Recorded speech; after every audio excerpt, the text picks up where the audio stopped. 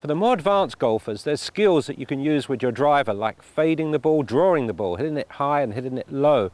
These skills you can use on the golf course, and depending on the conditions of the day, you can sort of make a shot happen. You can use your technique to make it happen. But when you're warming up, you can look at technology, and if you're hitting a big hook, shall we say, you can now change your driver by using Mizuno technology to make you fade it more. So it sort of takes away the horrible snap hook and brings it straighter.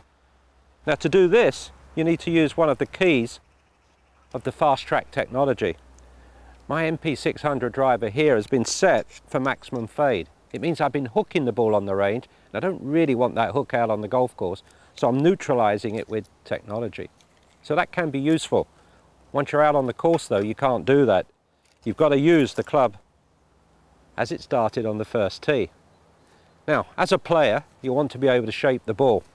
Let's have a couple of thoughts about fading.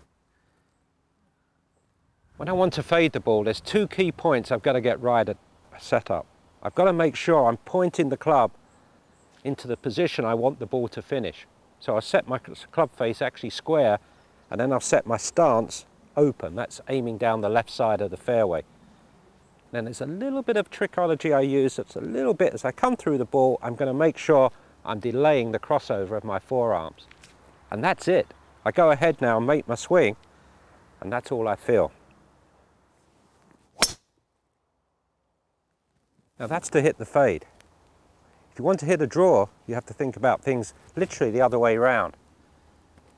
What you do now is you set up, again, with the club face pointing down to where you want the ball to finish, but now you set yourself up with a closed stance. That's aiming more down the right-hand side.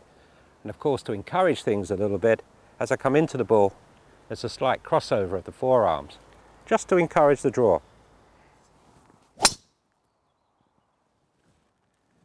Now, of course, those shots will require practice, but if you take them out onto the golf course, they're useful when the hole bends different ways or when you have trouble that you want to avoid.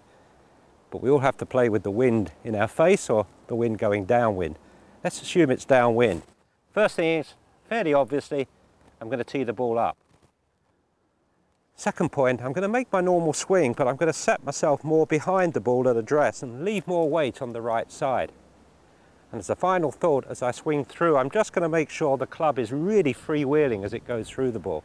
That will give it maximum height. Back, free wheel.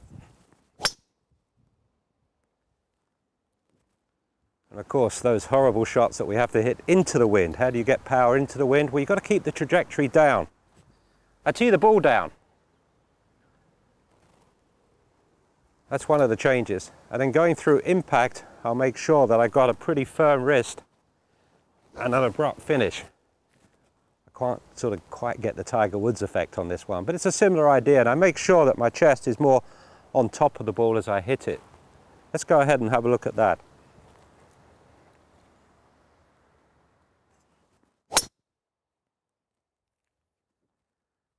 So shot making skills are a way of using your technique out on the golf course.